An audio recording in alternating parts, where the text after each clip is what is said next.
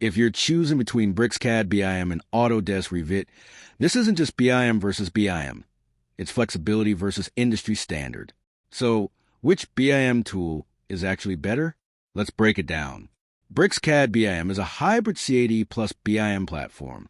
It lets you work in familiar DWG workflows while gradually adding BIM features like classification, data, and automation.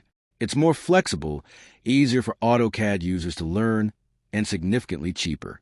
It even uses AI tools to automate parts of the BIM process. But here's the catch.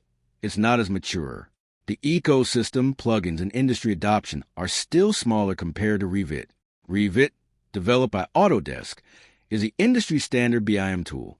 It's built specifically for BIM from the ground up, meaning everything is data-driven, parametric, and connected across the entire project lifecycle. It also has massive adoption across architecture, engineering, and construction firms, making collaboration much easier. The downside is cost and complexity. It's expensive and has a steep learning curve, especially if you're coming from traditional CAD. So the real difference is this.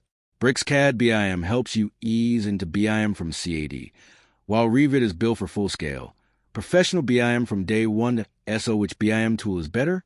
Choose BricsCAD BIM if you want a cheaper, flexible tool and an easier transition from CAD to BIM. Choose Revit if you need industry-standard workflows, collaboration, and full BIM capabilities. Bottom line, Revit is still the better BIM tool overall. It's more mature, widely used, and built specifically for BIM.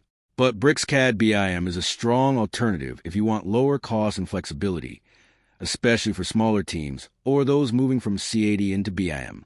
Thanks for watching. Don't forget to like and subscribe for more videos.